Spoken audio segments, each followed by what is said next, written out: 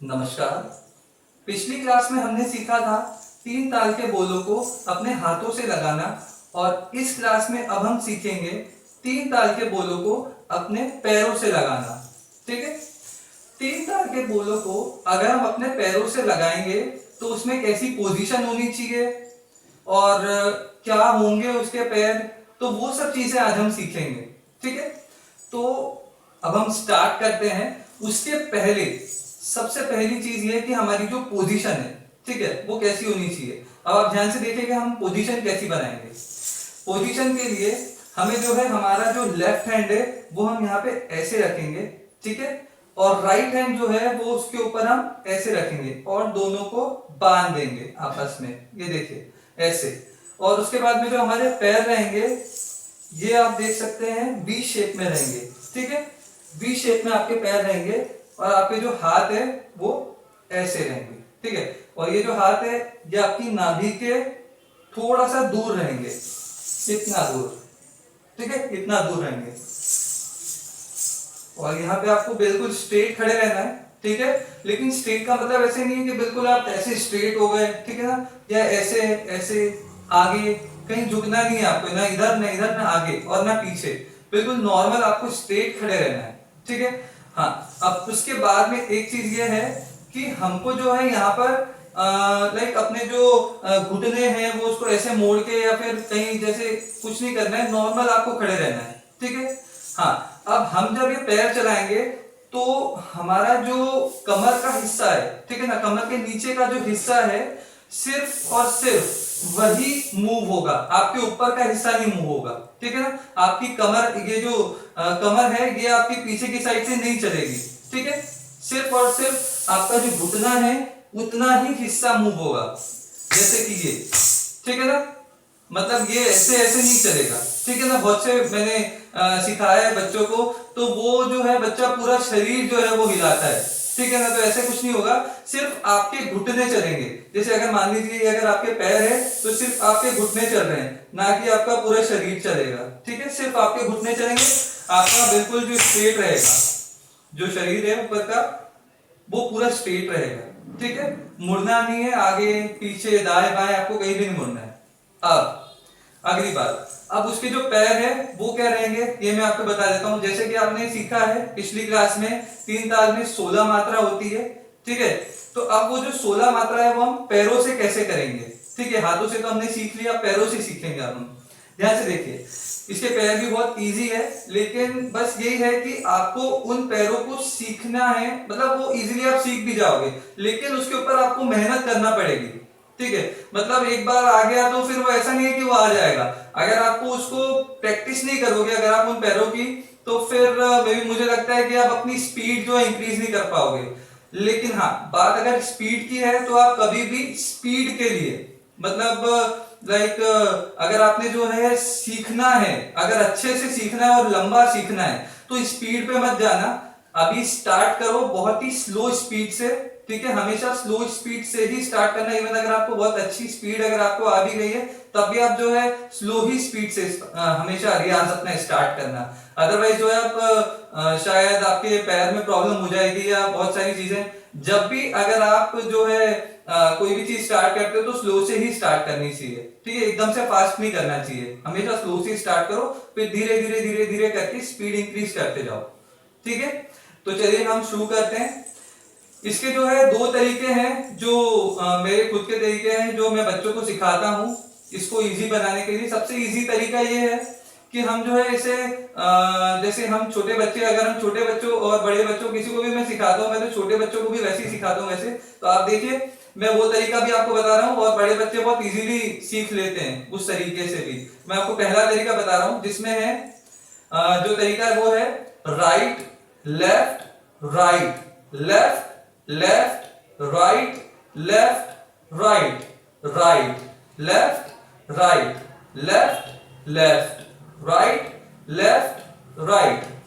तो ये जो आपने अभी सुना है बस यही एक तरीका है, ठीक है ना। ये तरीका क्या है, इसमें जो मैं आपको बोल रहा हूं राइट, जब मैं आपको राइट बोल रहा हूं मतलब आपका जो पैर है वो राइट वाला मारना है आपको, ऐसे, ठीक है, ऐसे आपको इसमें जो पैर है वो नॉर्मल ही रहेगा, मतलब नॉर्मल ही आपको मारना है, ऐसा नहीं कि आपको जो है जोर शोर से मारना है, ठीक है ना, जोर से नहीं मारना है, नॉर्मल मारना है, लेकिन हाँ इतनी धीरे भी नहीं मारना है कि आपको लगे नहीं कि आपने कुछ मारा, ठीक है ना, एकदम। और हाँ कोई भी मोजे पहन के नहीं करेगा, ठीक है, बिल्कुल जो भी करेंगे वो खुले पैर से करेंगे, कोई भी मोजे पहन के रियाज नहीं करेगा।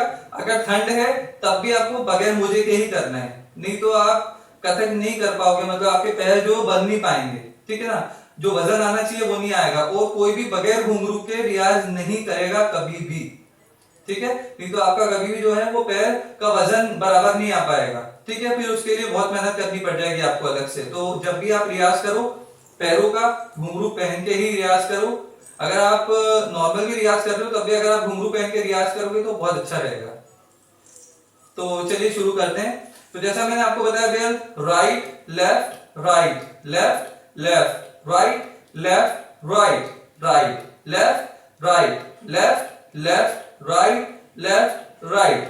तो ये होगी हमारी पूरी 16 बीट्स, ठीक है।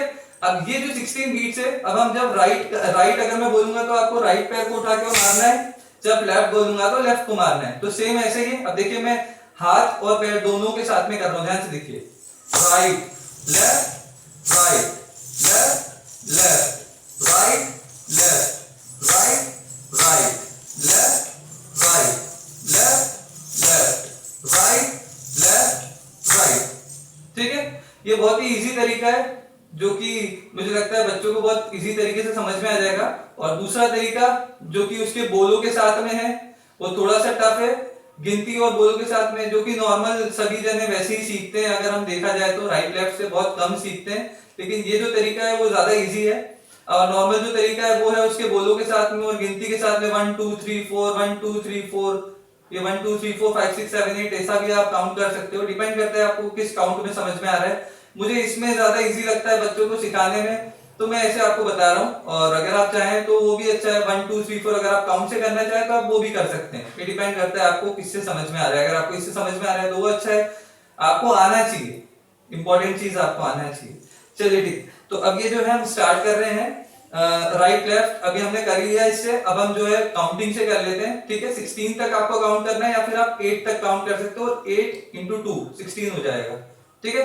तो हम पहले 8 से कर लेते हैं, फिर 16 पूरा कर लेंगे। देख लीजिए आप दोनों तरीके से, देखिए 1 2 3 4 5 6 7 8 1 2 3 4 5 6 7 8। अब हम 16 काउंट करके देख लेते हैं, 1 2 3 4 5 6 7 8 9 10 11 12 13 14 15 16, ठीक है।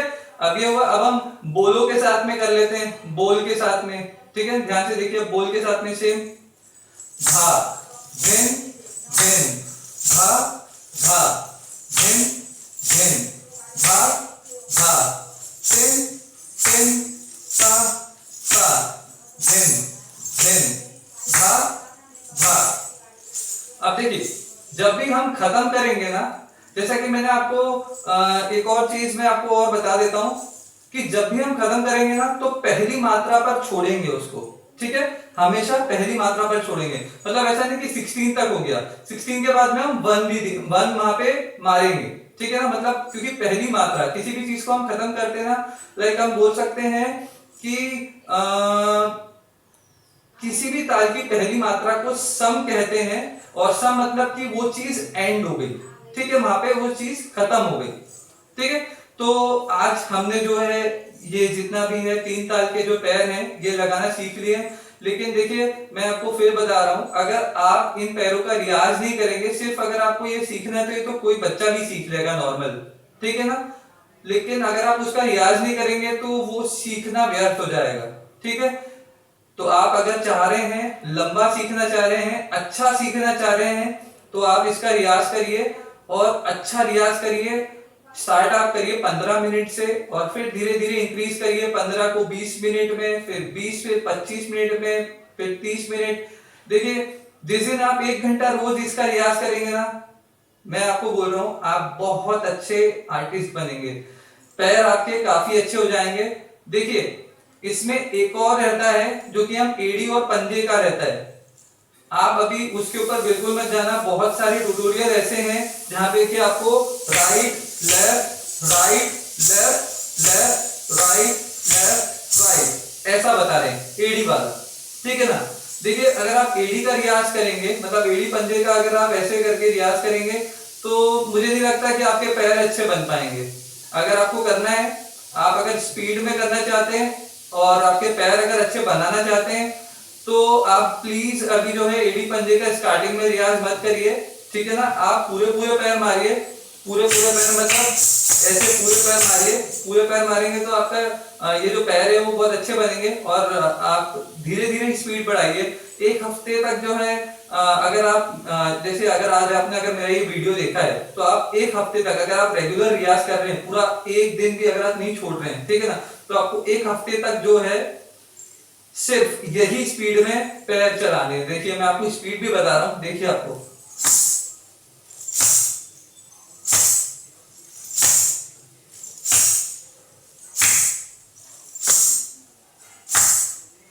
धा धिन धिन धा धा धिन धिन धा धा टिन टिन ता ता धिन धिन धा।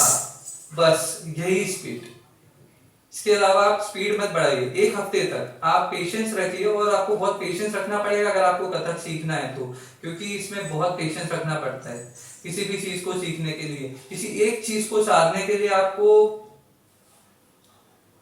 बहुत समय लगता है। मुझे तो काफी समय लगता है किसी एक चीज को अच्छे से साधने के लिए। तो बेबी मुझे लगता है कि अगर आप भी इस चीज को अगर अच्छे से करेंगे तो बहुत अच्छा कर पाएंगे आप। तो चलिए ठीक है, आज इस क्लास में इतना ही। अब हम मिलते हैं अगली क्लास में कुछ नया सीखने के लिए। तो चलिए आज के लिए नमस्कार।